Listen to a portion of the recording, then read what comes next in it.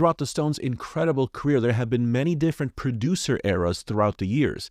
And with Hackney Diamonds now being a Grammy-winning album, is it safe to say that the Stones are entering an Andrew Watt era? The Stones have gone through many different producer eras throughout their career. Andrew Loog Oldham in the early days, Jimmy Miller for their golden run, their self-produced years in the 70s into the 80s, and then the Don Was era in the 90s into the 2000s. Hackney Diamonds, their last album, came out in 2023, which was produced by Andrew Watt. So I think it's very safe to assume that the Stones will be continuing to work with Andrew Watt, at least on the next album. Considering the success of Hackney Diamonds both commercially and critically, why wouldn't Mick and the Stones stick with Andrew Watt again? The collaboration worked, and Mick knows it. So what would a new album sound like?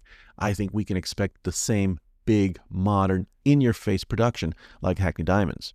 But in terms of content, I don't think it will sound very close to the songs on Hackney Diamonds. If there's anything we know about Mick, is that he hates to repeat himself. Mick Jagger is always looking for new sounds and new challenges. In fact, his motto is basically, we already did that. And if it's something they've done before, Mick is automatically allergic to repeating that again. And what about all those unfinished songs from the Hackney Diamonds sessions? I love the record. Thank you. I hope it's not the last one. No, it's not. We were 2/3 through the next one. So we went into the studio, in, like Ronnie said, in December, and we cut 23 tracks, and very quickly, and finished them off in January, and mixed them in February. Perhaps we would hear some of those songs on this project. It's possible.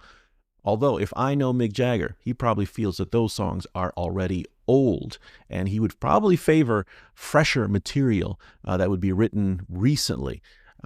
If I know him, he's been probably writing songs ever since those sessions. And so I wouldn't be surprised if he put those newer songs that he wrote recently and the ones that he will write with Keith Richards to the front of the line. And those older songs from the Hackney Diamond sessions will be kind of put to the back burner. This is just my particular take. I'm using what they've done historically as evidence. I mean, just take a look at Hackney Diamonds and how that was created. There were so many sessions, so many recording and writing sessions that eventually led up to the album. And in the end, what did they do? They basically scrapped all previous writing sessions, started fresh, kept 2 Charlie Watts tracks, and the rest of Hackney Diamonds were brand new songs that they wrote during that last few writing sessions, and they brought that to the finish line. We've been recording. We did lots of sessions, but I didn't think the stuff we did was outstandingly wonderful. It was good, but was it great? And I was thinking, was it really great? And I said, if we're going to do a record, it has to be great. And everyone said, yeah, you're right. And it has to be, of course, what's great to one person is not always great to another. But I said, it's got to be outstanding so before we put it out. And I think we're all kind of happy and we're all kind of excited about it. And I can totally see that happening again on any new project. Speaking of Charlie Watts, can we expect more Charlie tracks on a new album? I hope so.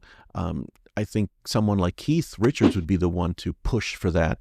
But at the end of the day, I think it all boils down to Mick Jagger and Andrew Watt feeling, well, if there are newer songs that they've written recently that outweigh those older Charlie Watts tracks, someone like Mick Jagger would not be afraid to cut those in favor of those newer songs. He is not afraid of moving sentimentality over to the side in favor of stronger material. And me personally, of course, I'd love to hear more Charlie Watts. I would prefer that it continues to be a tradition where they include Charlie somewhere on any forthcoming album from here on out. So if there is a new Stones project, what else would I like to see? Well, first of all, I would love to hear more Keith Richards. His song Tell Me Straight on the album was very good, and his other song, Driving Me Too Hard, even though he did not sing the song, very clearly was one of his that he collaborated with Mick Jagger on, was, very familiar and brought back, Stones vibes. But I think we're in due time for a classic, huge monster riff from the riff master himself. So if he's got one that's on the back burner, or he's got one that he's been sort of cooking up for a while, now would be a great time to hear it. Another thing I'd love to hear is if they explored their other strengths. Hackney Diamonds was very rock focused, which of course is their wheelhouse, but As we all know, the Stones have many different shades and many different sounds in their toolbox. So I would love for them to kind of dip into their other strengths from things that they used to do, like on albums like Black and Blue, more groove-based things, more jam-type things, branching out to their other strengths like funk, country, reggae, world music, R&B, soul, or even something psychedelic, a la their Satanic Majesty's Request. Anything outside of their usual lane of the rock, big stadium sound, I think would be very welcome. And then lastly, how about some more Ronnie Wood? Ronnie, you got a riff, something groovy like Hey Negrita or something like that? Now would be a great time to hear that too. If we are entering an Andrew Watt era, I think it will be a very exciting time. I think fans are probably going to be split on this. I think some fans were very pleased with Hackney Diamonds and will probably look forward to more material with Andrew Watt. And I think there are also some fans who were not happy with the album and probably are not looking forward to any more projects coming from this team. But I don't know. In the end, I think that Andrew Watt finally got the right parts in place for a successful Stones project. It's generally very well received, and you can say what you will about the sound and the mix and the mastering, which was, of course, very loud and very in your face. That's just not going to go away. It's not 1969 anymore in Muscle Shoals. I mean, it's 2025.